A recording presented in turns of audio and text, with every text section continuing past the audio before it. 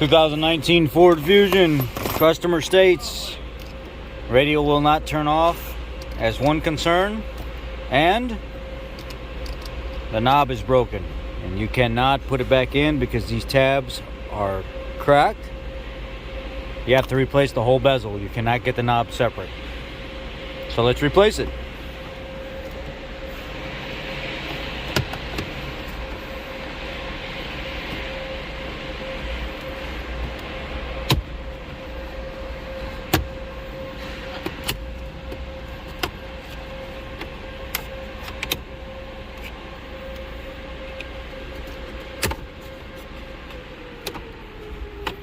This area down here, I may end up having to use two hands because you can break it if you're not careful. So I'm going to get into this and I'm going to try to tip it up and slide it this way.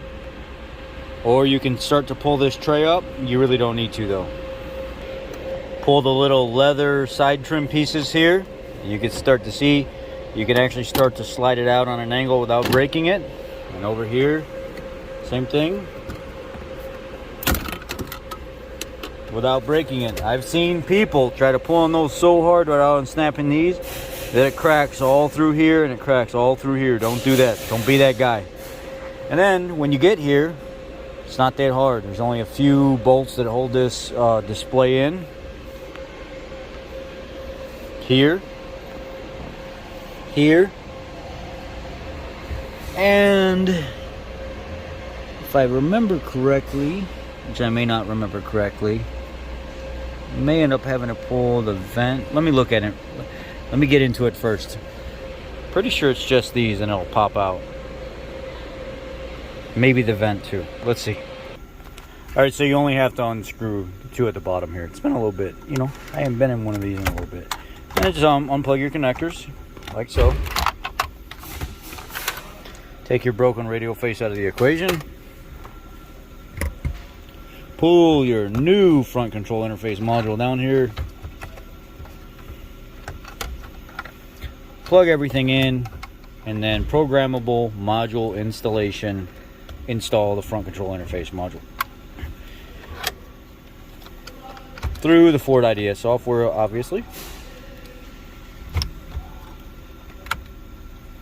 Like so. You got a couple alignment tabs. There's one alignment tab there. There's one alignment tab there.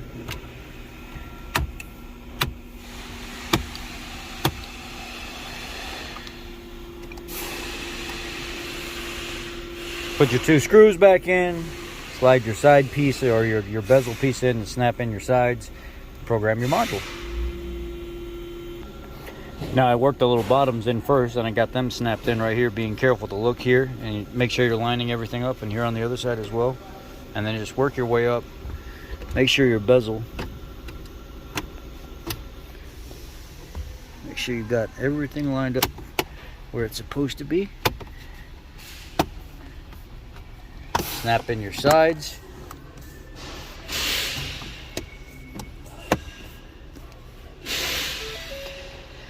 Now, you're going to program your new module. Front control interface module programming. This one needs to get sent back to the electronics company. Alright, going through establishing communication with the PCM so I can then program front control interface module once everything comes back online. So, this 2019 Fusion has a P1011, P1013, and a P1016 boost control issues. Too high, not adequate, blah blah blah. This is the problem 99.9% of the time right here. Where is it? Part number on this damn thing. Foxtrot 2 Golf Zulu 9 Echo 882 Alpha.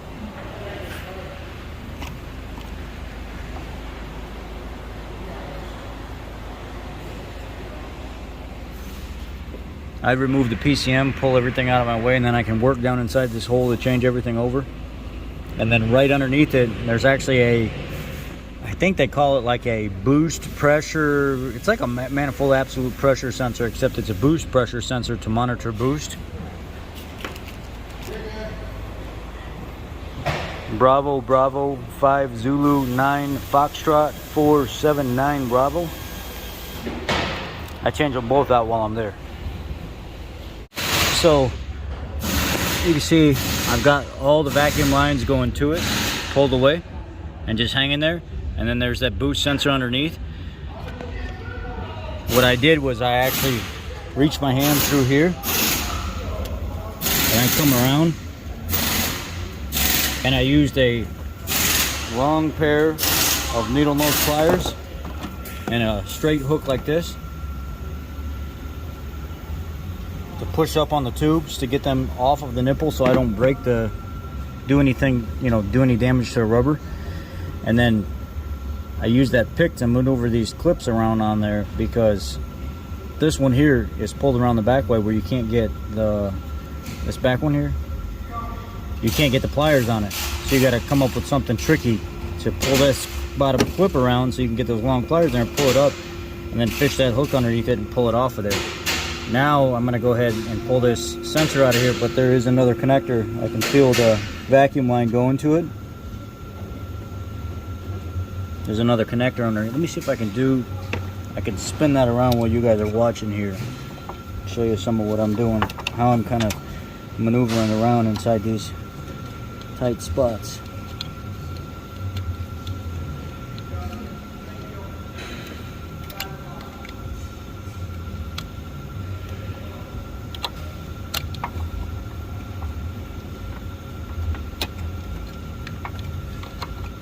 Let's see here.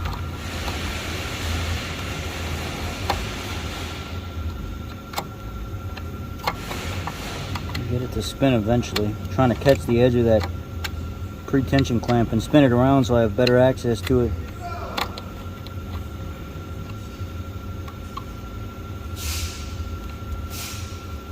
There it went and started to move. Alright, I'll have to break that loose and then gain access to it with it off right there.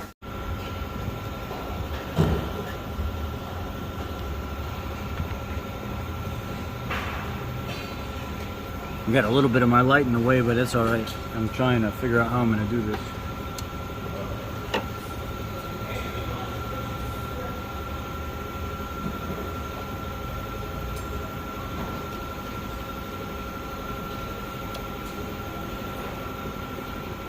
And I've got a swivel 8mm.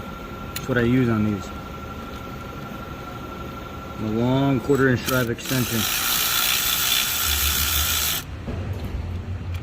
And then once I know it's loose, I try to keep it dropped down right there in the hole.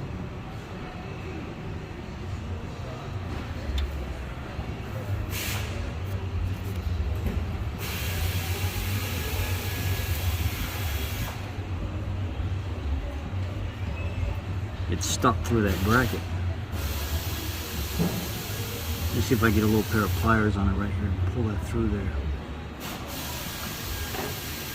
I don't know if my needle nose, maybe these will get it. I have a set of needle nose, but they're curved.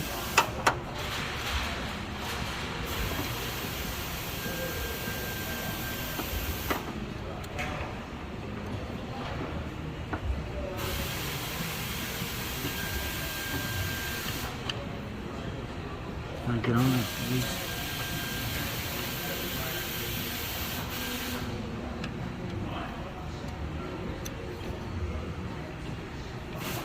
Maybe I could turn it, push it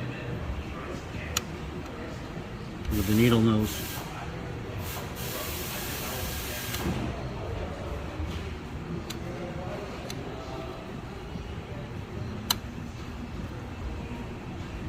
There it goes, it moved a little bit. Trying to just get some tension off the clamp to get it to spin.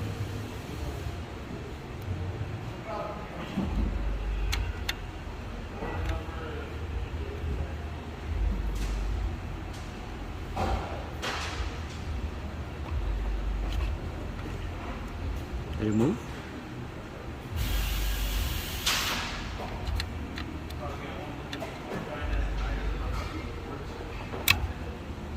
moved a little bit more.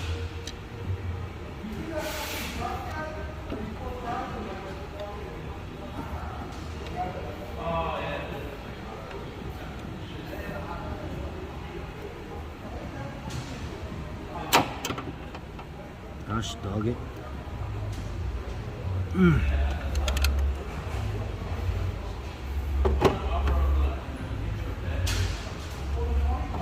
Let me see if I can get maybe my clip tool on it.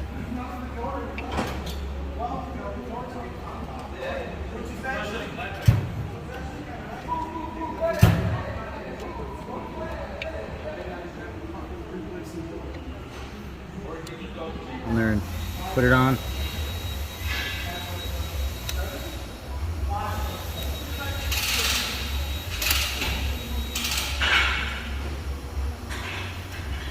Screw that bottom bolt back in as much as I can.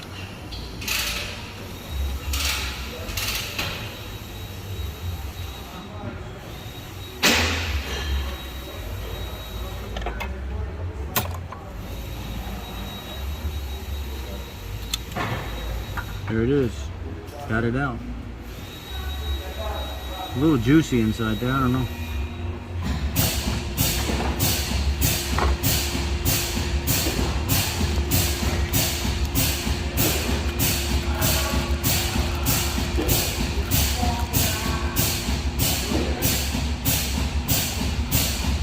Stick the new one in there.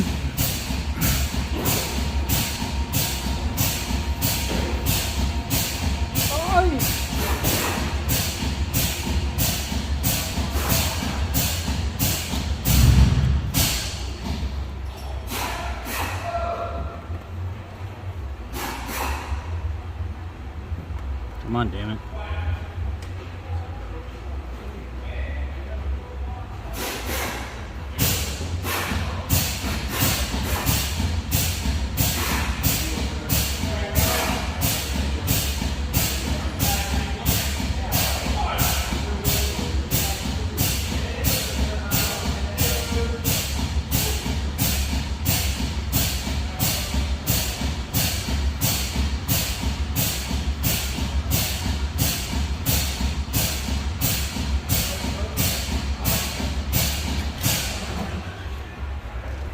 There it goes.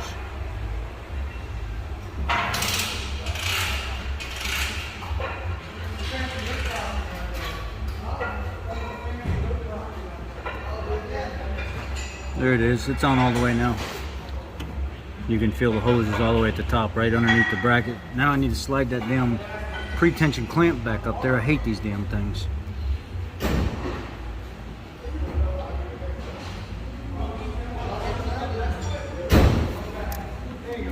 You can see it right there on the side. My finger's on it on the bottom. And I'm gonna keep it that way.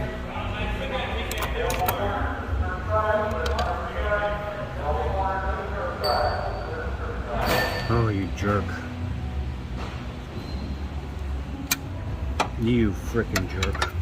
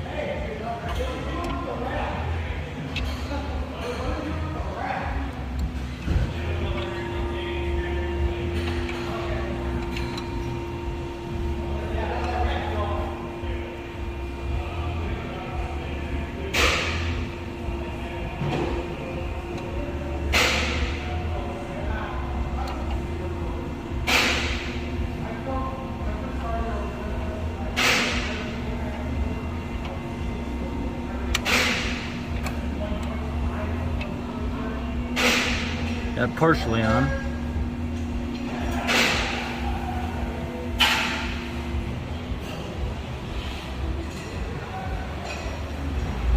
Okay, there we go. It's on all the way now. Woo, God. Thank God.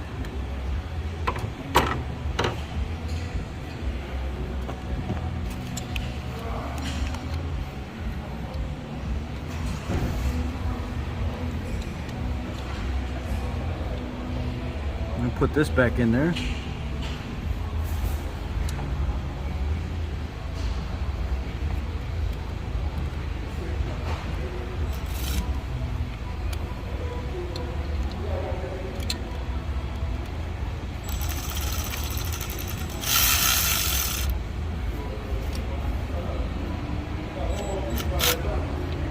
Okay.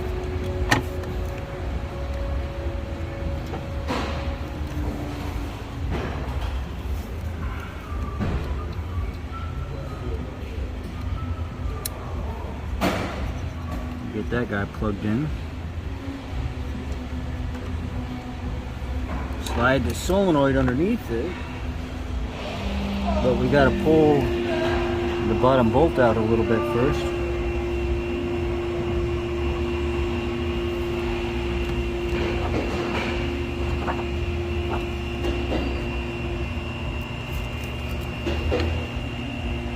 Then that's got to go in, and then the top bolt has to be.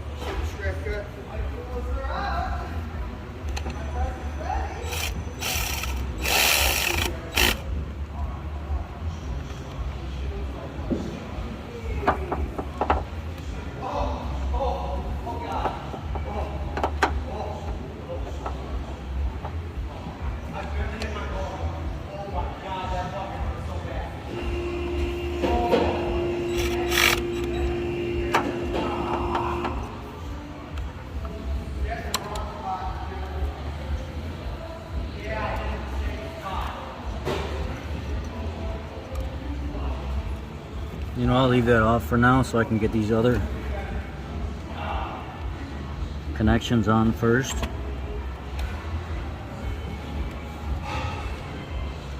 The middle one, we'll go with the end one first.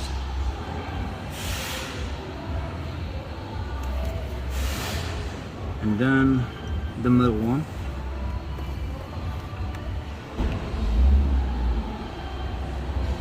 So then, a lot of this is just by feel, you know. You gotta be, you hear me getting aggravated here because I can't see some of what I'm doing. I'm just having to feel for everything.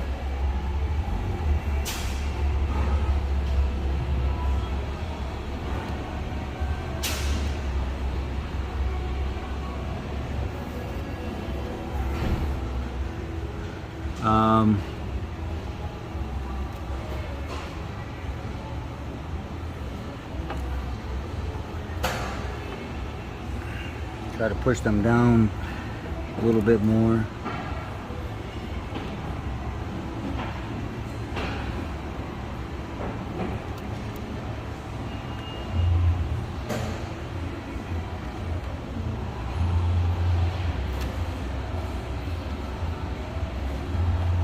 You can use these, but just do it in a manner that you're letting it slip and you're not trying to tear anything, you know? You're not being super aggressive with it. You're just kind of being nice and easy, letting the teeth grab the rubber and push it down.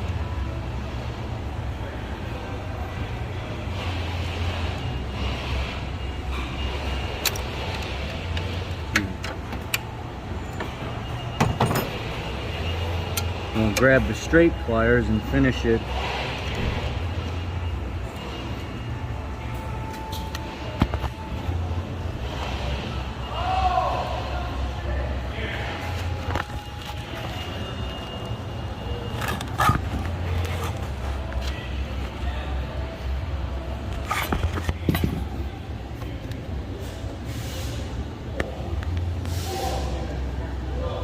There it goes, right at the bottom.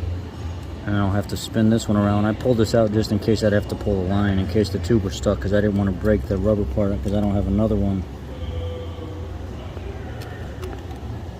And then this will have to, oh, no, you're not going to cooperate.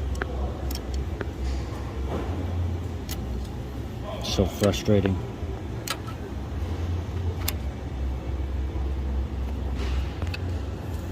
You know, the sad thing is, as frustrating as this is, you still have people that complain about the videos. Oh, you're too close to the thing. My eyes hurt. I can't see. Well, I'm sorry. I can't accommodate every single freaking thing, man.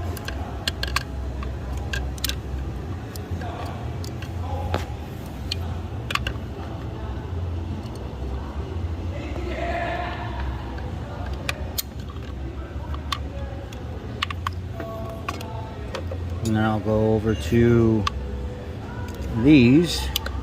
I don't know if I can get this. There we go. Not quite.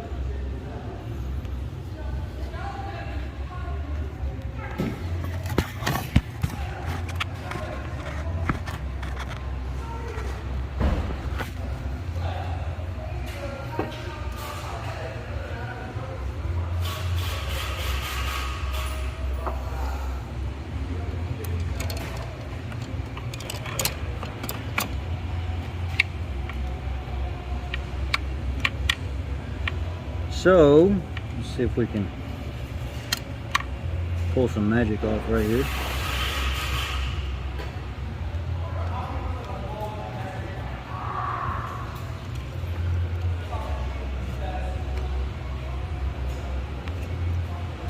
There's that. And then this bottom one has to be slid down.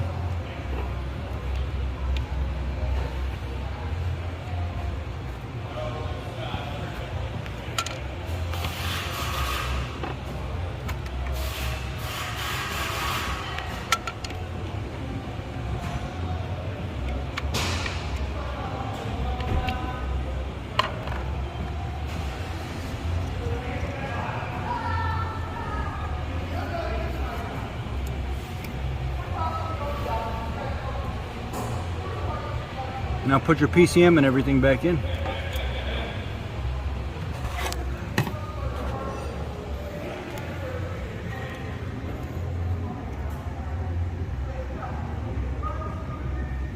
There you go.